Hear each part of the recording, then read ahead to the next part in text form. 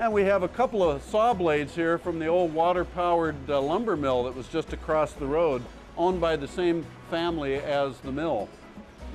Then you're going to see a whole bunch of gears and parts. They never threw anything away here at the mill, and so we've preserved everything that had anything to do with the mill, and we just stacked them up here so people can see the various wheels and gears that have been used in the mill. You hear and see some activity from our turbine going on right here. At the top of this shaft here, you can see the bottom of the actual mill stone up there. The bottom stone is called the nether stone, and it does not move. The upper stone, called the runner, does the moving, and our flour comes right down this wooden shaft into our elevator. This is the boot of the elevator, and the elevator brings the flour back up to the second floor and then down into the milling room into a shaker, so our final product comes out there through a series of screens. We put a little window on this so we could show you just what these elevators look like when they're operating. This one no longer is in use, but we have elevators like this throughout the mill that we use to transfer grain from one bin to another. Well, here we are in the milling room itself. This is where the actual flour is produced. You can see flour coming out of the mill right now into our bags, but let me show you where it starts.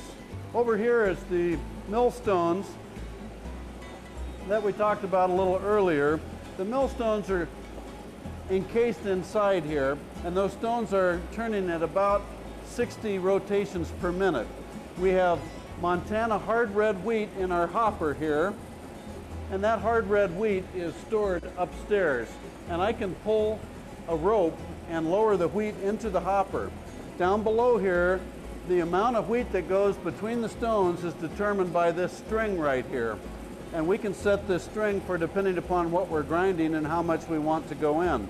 The upper stone is called the runner stone. The lower stone is called the nether stone, and it's stationary. So when that wheat goes in, it is ground into flour and it works its way out to the edge.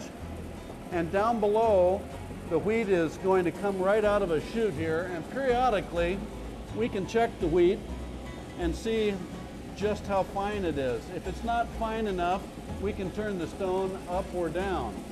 Once the wheat travels downstairs in the wooden chute, it comes back up through an elevator to our second level upstairs. From the second level upstairs, it goes right down our wooden chute into the shaker. The shaker has a series of screens in it that will screen out any pieces that aren't appropriate for flour and send them out the end. Our finished flour comes out the side.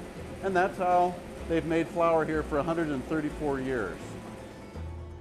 This is up in the second level of the mill, and there's a lot of interesting artifacts in here. One of the most interesting is this old Bernard's flour dresser from Moline, Illinois.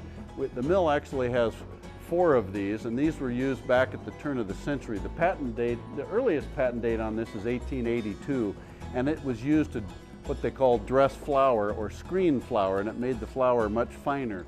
But the entire thing is made out of wood and iron, and it's a very, very rare artifact and one of the nicer artifacts the mill has. You'll also notice leaning up on this post here is an old wooden auger, and that wooden auger was used originally to auger grain up into the mill, and it had a trough attached to it, and it was water powered. The old wooden auger that they used in the mill here for probably 75 or 80 years, that old wooden auger was used to auger grain up from down below through our second floor door, and they brought it up to our storage bins. Nowadays, we still use the same door from 1872, but we use a more modern auger that's made out of metal. And this metal auger works like a big screw, and it actually augers up to 4,000 pounds of grain into our storage bin in less than 10 minutes. And that's how we get the grain up here today. Now we're going to go up to the last part of our tour, which is the third floor. The third floor has a lot of interesting equipment, and I'm dying to show it to you. Here we are up on the third floor, and there's some interesting things to point out to you. When they built the mill in 1872, these timbers were erected and put together with wooden pegs. And I want you to notice how they made a joint here of 2 beams by not only joining it, but using wooden pegs through the top and the bottom and the side, and it's just as strong now as it was in 1872. You'll also notice another one of our familiar wooden pegs here. But these joints were put throughout the upper floor of the mill, all with the hand-hewn timbers, and this was all built before they put the roof on or the siding on. So they were up here dangling 75 feet in the air when they put these things together. You'll notice these wheels and gears turn in along with the belts. These belts actually come all the way up from the basement level, 75 feet high, and they're operating other pieces of equipment throughout the mill. In the early days, they had scalpers and they had flower dressers, etc. being used. Right now, we're using it to operate our elevators. But all of this is water power.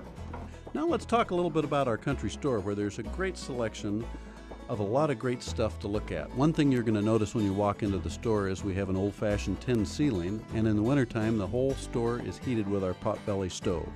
We have lots of down-home foods to take home with you, or we're happy to ship them to you. We are especially proud of our award-winning pancake and waffle mixes. We stock everything that's in our catalog. If you would like a catalog, just give me a call or drop me an email and I'll be happy to ship you one. Welcome to the Butte Creek Mill Antique Store. This building was built in 1895 as the Ladino Cheese Factory, and when I found the mill, I made a deal with my wife that I'd sell some of my antique collection if she'd let me buy the mill. So come on in and let me show you around. So as you can see, I've got a lot of stuff around here. This is stuff I've accumulated over 45 years. I brought 15 truckloads of antiques down from Portland, and I try to cover all the gamuts. I have everything from unusual tobacco cutters to antique toys to Indian baskets and glassware, and I'd love to have you come down and take a look, and you might surprise yourself and find something you need. The Butte Creek Mill truly is a national treasure. It was placed on the National Register of Historic Places in 1976, and I've just given you a sampling of some of the nooks and crannies of the mill and the old cheese factory antique store. I'd love to have you come and visit sometime so we can show you some more details, take a walk down the creek side, watch the salmon spawning in the fall, but come and visit. We're just right off of I-5 in Eagle Point, Oregon.